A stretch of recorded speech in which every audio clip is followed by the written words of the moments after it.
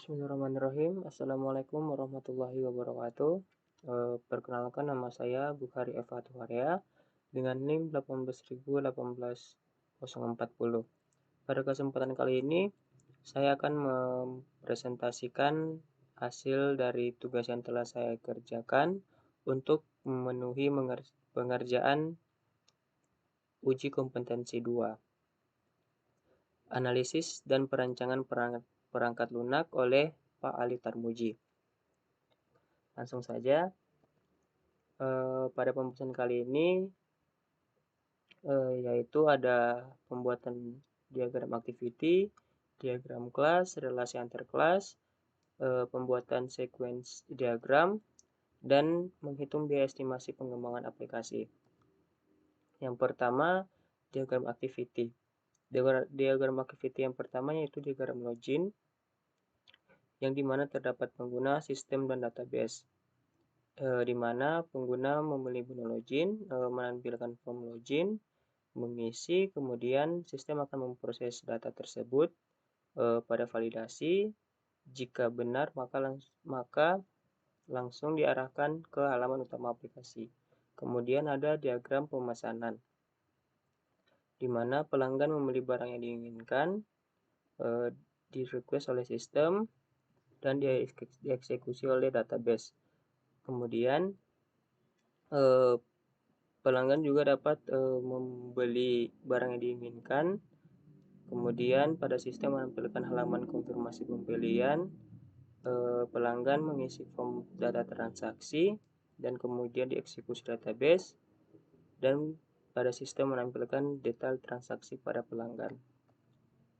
Kemudian diagram data produk, di mana di sini terdapat admin, sistem, dan database.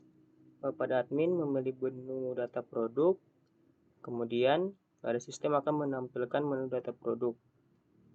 Kemudian akan dieksekusi ke database, dan pada sistem akan menampilkan data produk.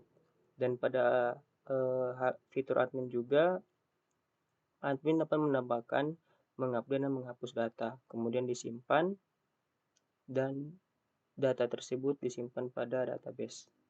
Dan yang terakhir yaitu diagram data pembayaran atau transaksi, di mana sini ada owner atau pelanggan, sistem, dan database.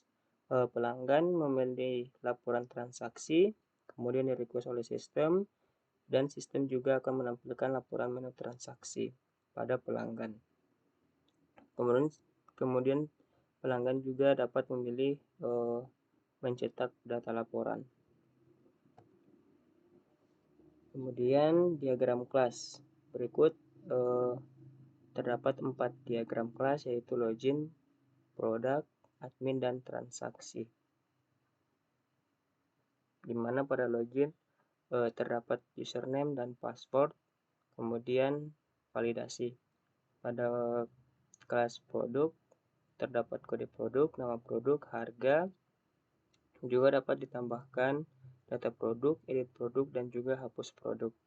Kemudian pada kelas admin terdapat ID, nama, username, dan password. Kemudian pada kelas transaksi terdapat ID, nama, kode produk, harga, dan nama produk.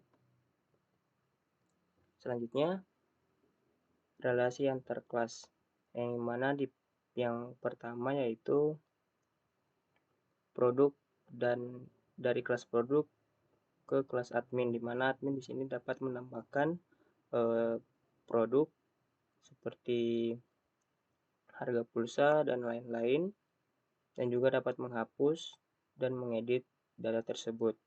Kemudian relasi antar login dan admin, di mana jika ingin masuk ke dalam fitur admin, yaitu harus melakukan login terlebih dahulu.